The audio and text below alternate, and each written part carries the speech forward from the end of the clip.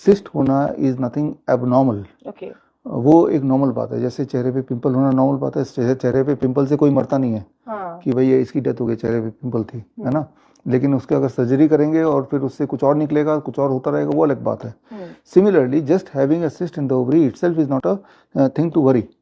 क्यों वो ये बात मैं सबसे शुरू में इसलिए बता रहा हूँ क्योंकि पॉलीसिस्टिक राइट ओवरी सुनने में भारी भरकम। हाँ, तो हाँ। उसमें सिस्ट का वर्ड बीच में आ रहा है। हाँ। तो दिमाग में रहेगा कि सिस्ट होना अपने आप में बहुत बड़ी बहुत बीमारी बड़ी होगी, है बीमारी ना। हो गई। हाँ। क्योंकि डॉक्टर अल्ट्रासाउंड करेंगे, बोलेंगे आपके तो सिस्ट है। हाँ। और पेशेंट नहीं है, इंसान का हालत खराब हो जाती है। वो सोचते हैं मैं पेशेंट बन गया, हाँ। बन गई, है ना। तो cyst itself is not a problem. वो मोस्टली वुमेन के ओवरी में आते रहते हैं, जाते रहते हैं, जैसे मोस्टली टीनेजर के चेहरे पे पिंपल आते रहते हैं, जाते रहते हैं। इसको एज सिंपल एज दैट लीजिए।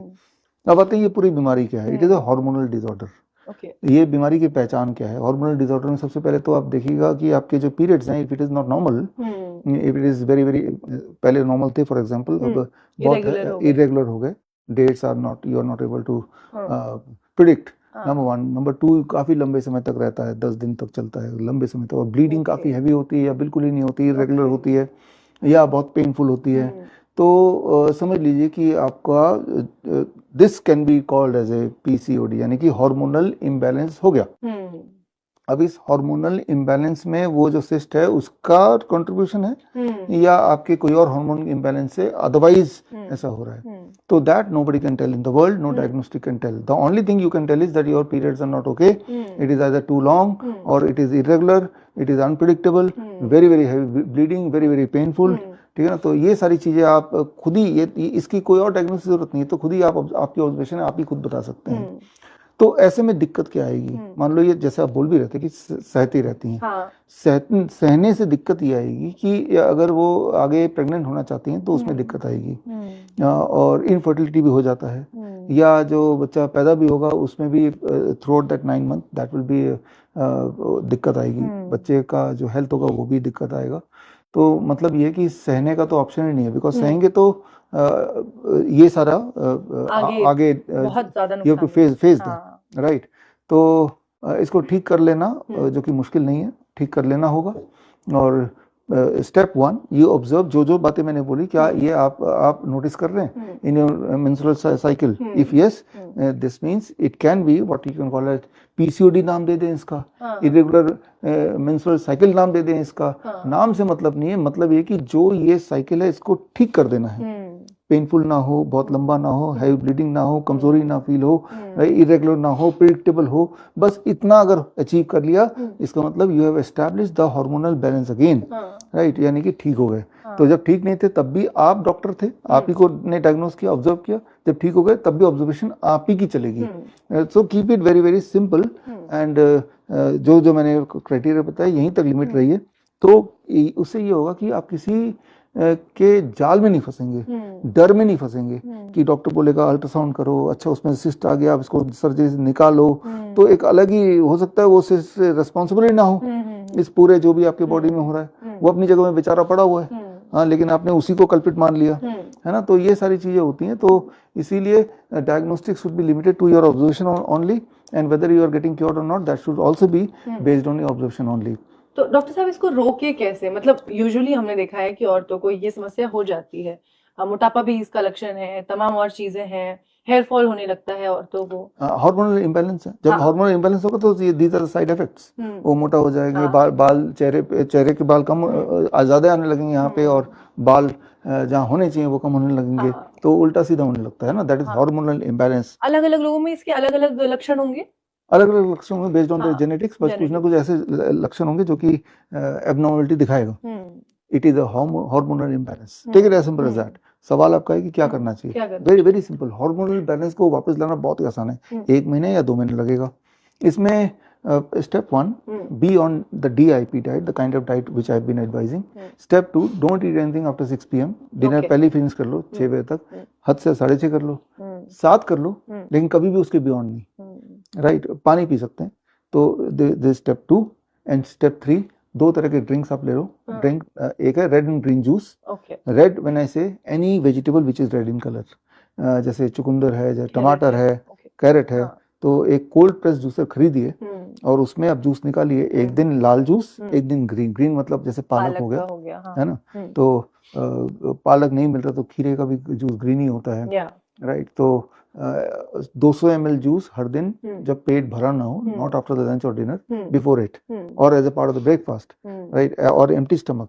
ये ग्रीन जूस पालक का जूस फॉर एग्जांपल, पत्ते, उसके अंदर जो क्लोरोफिल होता है, and that chlorophyll is having the chemical structure very similar to the haemoglobin. So that आप देखेंगे कि जब आप ये लेंगे, ये तो हो गया एक तरह का ड्रिंक। दूसरा तरह का ड्रिंक है, वी कॉल इट मिलेट्स अमली। अमली आप थोड़ा सर्च करेंगे पता चल जाएगा, that we can call it probiotic drink, right. Not the probiotic जो दुकान में मिल रहा है, राइट, बोतल में, नो। प्रोबायोटिक ड्रिंक बनाइए, अमली बनाइए, मिलेट्स का बनाइए, लिटिल फिंगर मिलेट्स का बनाइए, वो 200 ml ले लीजिए, और 200 ml ग्रीन जूस या 200 ml रेड जूस, ऐसा ले लीजिए। तो इतना आपको करना है। जब आप ये करेंगे, राइट, जो मैंने बातें बताई, तो आप देखिएगा अगले पीरियड्स में क्या अब वो रेगुलरिटी बढ़ी, क्या पेन कम हुआ, क्या ब्लीडिंग एबनॉर्मल तो नहीं हुआ, राइट, क्या जो हेयर फॉल वो स्टॉप हुआ कि नहीं हुआ। तो बेस्ड ऑन दिस एक और चीज जो छूट रही है, लिटिल बिट ऑफ सनलाइट। आपके हार्मोन को बैलेंस करने में सनलाइट का बड़ा योगदान होता है। तो जैसे मान लो कुछ लोग ऐसे कर सकते हैं, जब वो रास्ते में जा रहे हैं तो अगर छत है, विंडो है ऊपर, तो उसको निकाल दीजिए, सनरूफ को हटा दीजिए, तो तब भी सनलाइट का कोई ना कोई बहाना। ब्रेकफास्ट बालकनी में कीजिए, जब सनलाइट अगर वहां पड़ रहा है 10 मिनट्स एटलीस्ट।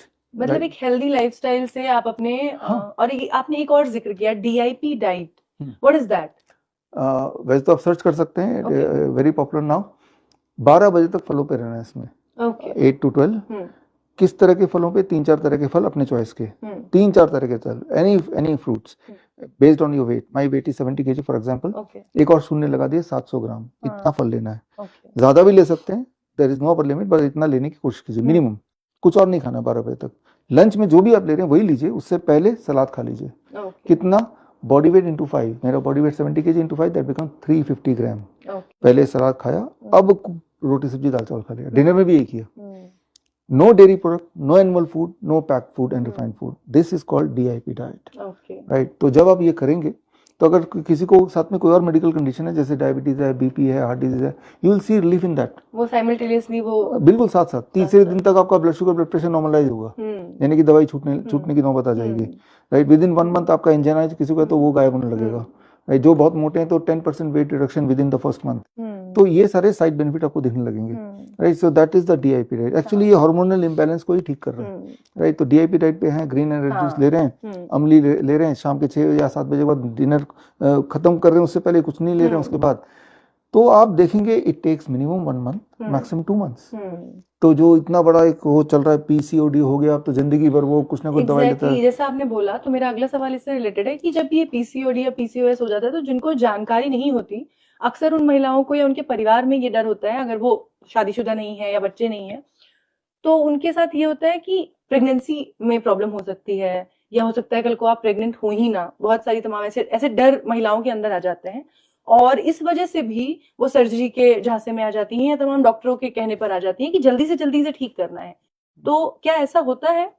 देखिए, सबसे पहली बात कि पिछले 3 साल में भारत में हर तीसरी महिला को PCOD है, जो शहरों में रहते हैं, अमंग देम एवरी थर्ड। अगर 10 लोगों के लाइन में 3 लोगों को मिलेगा, राइट। तो ये तो पिछले 3 साल में ये देखा गया, 3 साल में बहुत ही रैम्पेंटली, मानो ऐसे बाढ़ आ गया।